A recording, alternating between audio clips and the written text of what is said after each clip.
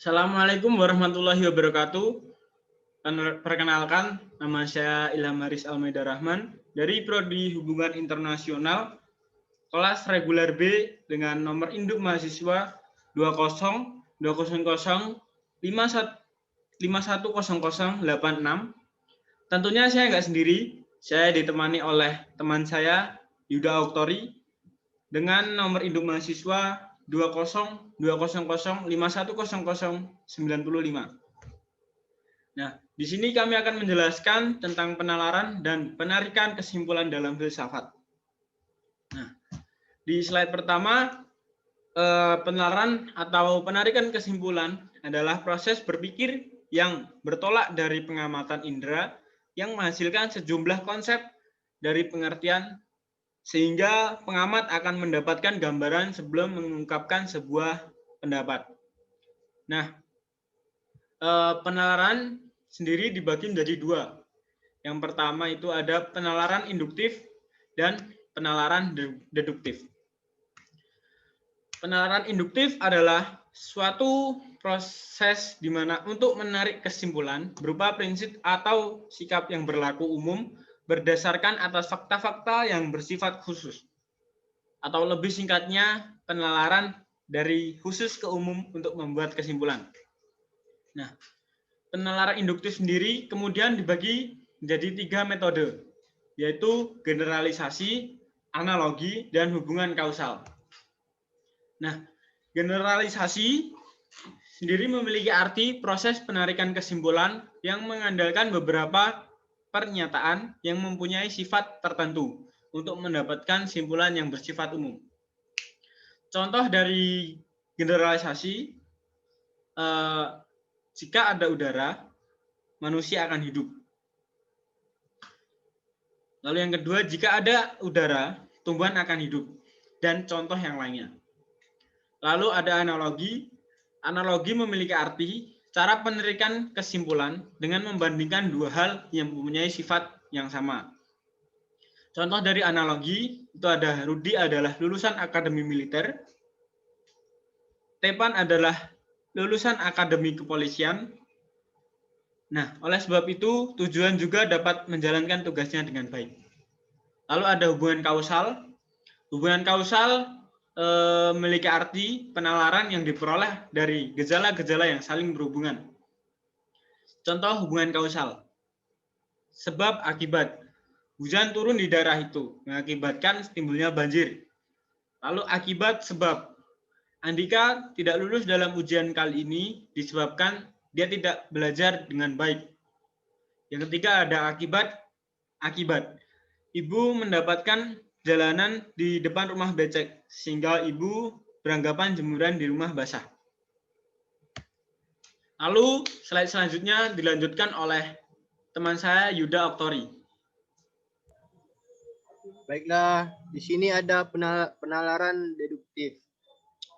Penalaran deduktif adalah cara penarikan kesimpulan dengan berdasarkan pada suatu pernyataan dasar.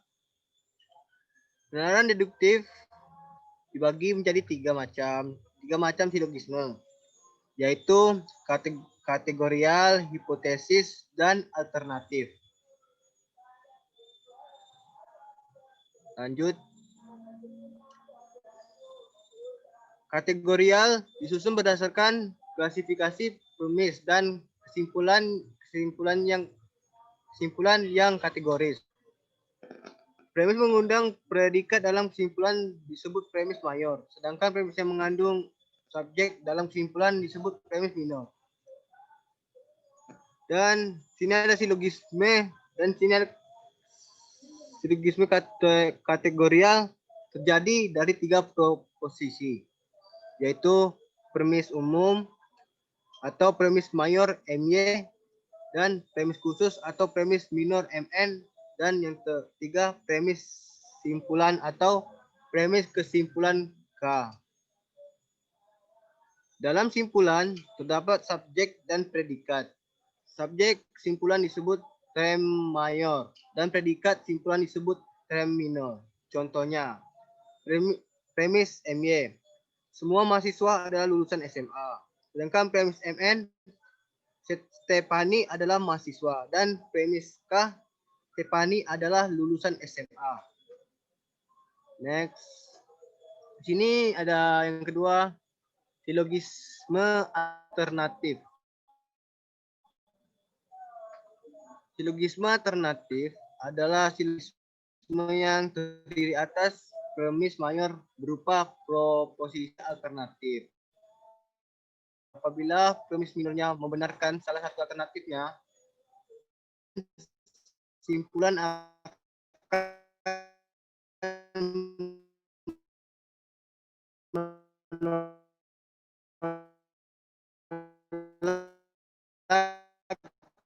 alternatif yang lain. So, tidak berada di Bogor.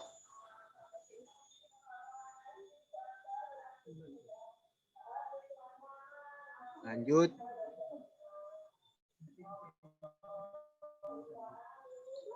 Sini yang terakhir ada silogisme hipotesis. Silogisme hipotesis terdiri atas premis mayor yang berposisi kondisional hipotesis. Kondisional hipotesis terjadi apabila premis minor membenarkan anteseden dan simpulannya membenarkan konsekuen. Apabila simpulnya menolak antisiden, maka simpulan juga menolak konsekuen. Contoh, premis MY, jika tidak ada air, manusia akan kehausan.